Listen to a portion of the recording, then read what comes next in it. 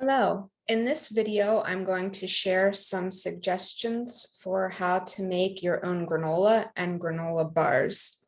I'll talk specifically about how to keep your sugars lower, and I'll provide two recipes, one for a loose granola and one for granola bars.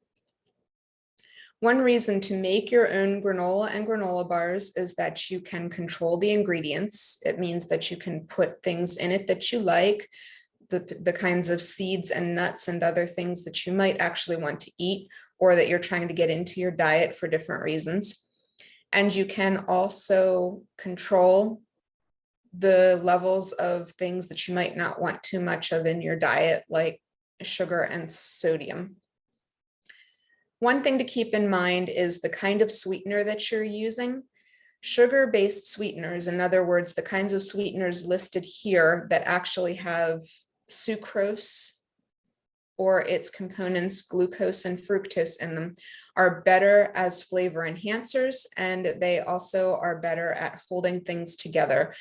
I will talk a little bit about, especially the granola bars, what to do to make sure that those sugars caramelize and hold the bars together, because that's one of the reasons they are in a recipe like a granola bar. So it really is better to avoid things like saccharin and stevia.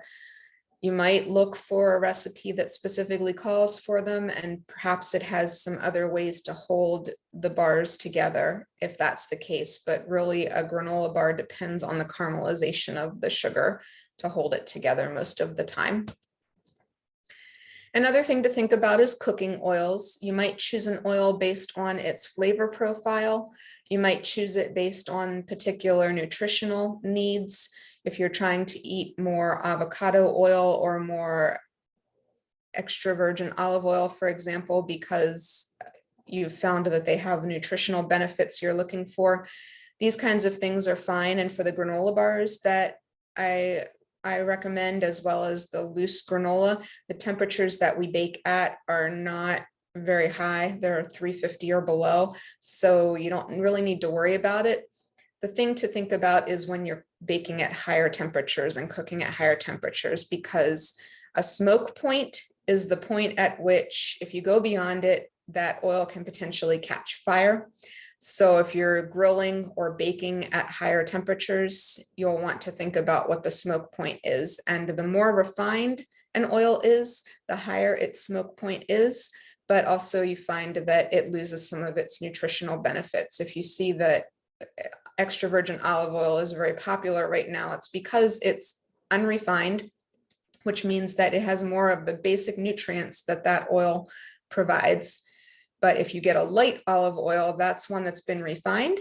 And so it's going to have fewer of those nutrients that we think are healthy and some have said are healthy. But it also means that it can cook and bake at a higher temperature before it potentially catches fire. For this recipe, my loose granola recipe, you only bake it at 300, so smoke point really isn't an issue. And the thing that I like about this recipe is that it doesn't call for very much sugar, only a couple of tablespoons of maple syrup or maybe honey or other sweetener. So there's not a lot of added sugar in the recipe. And I usually add a half cup of nuts and a quarter cup of either pumpkin or sunflower seeds. And I might occasionally add a half cup of flaked coconut, which gives me some more natural sugars, but no added sugars beyond the maple syrup that I put in it. I will share the nutritional information about this granola, but first let me say a couple of things. One is, since you bake it at a low temperature, those sugars don't really caramelize, which means on the one hand, you don't need a lot of sugars because you're not looking for it to caramelize and hold together. It also means that you're not going to get those chunks of granola that you sometimes find. So if that's what you're looking for, you'll probably want to find a recipe that bakes at a higher temperature and that calls for more sugar added to it for that caramelization. This is what the recipe looks like once it's been baked. It's lightly toasted and it's crispy. but it's a loose granola, like a cereal, really. I eat this recipe on a regular basis with some homemade yogurt and either some frozen fruit or fresh fruit. And I like that it has some fiber as well as other nutrients that I get from the seeds and the nuts and the oats and even from some of the spices. I like to add a teaspoon of cinnamon, which is standard in a granola, but I also add a half teaspoon of ginger. I add a quarter teaspoon of turmeric as well and a dash of cayenne and black pepper. These give it a more complex flavor and a little bit of a kick, but the flavor of this granola is fairly balanced. So you could eat it as a savory snack, or you can eat it with sweet things like I do with the fruit, and you can experiment with it. Maybe you want to try, instead of a teaspoon of cinnamon, adding some chili powder or some curry powder. You might add a little bit of onion powder or garlic powder if you want to make a savory snack out of it. That would work as well. So it's something that works well as a base recipe, and you can use whatever add-ins you like or ones that you're trying to get yourself to eat more of, because it gives some nice flavor to things like pumpkin seeds that might otherwise taste kind of bland, as well as oats, which can taste pretty bland too.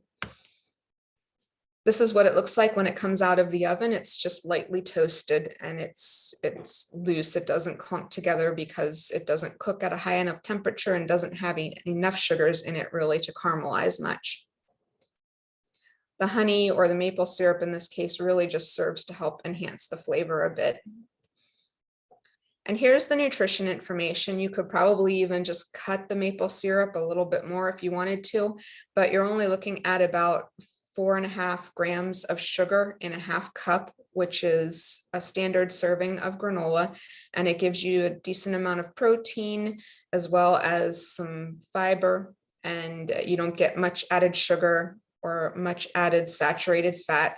Most of the oils are ones that come naturally in this case, the walnuts and the pumpkin seeds that I like to add, and some from the oil that I use. So it's a fairly healthy recipe.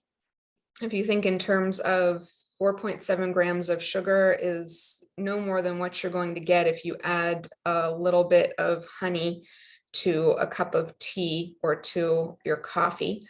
So you're really not getting a ton of sugar in this. And most of the store-bought granolas are going to have more than that.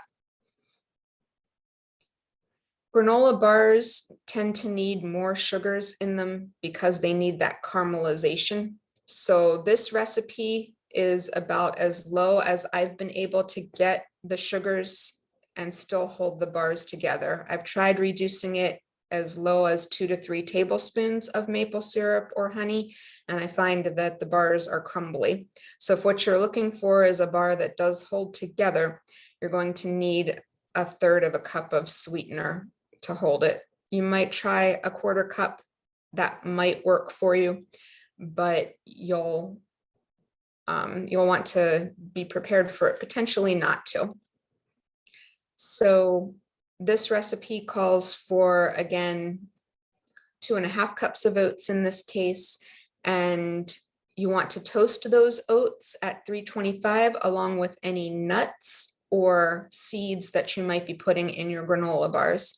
So you'd put any of the ingredients that you're going to toast on a baking sheet.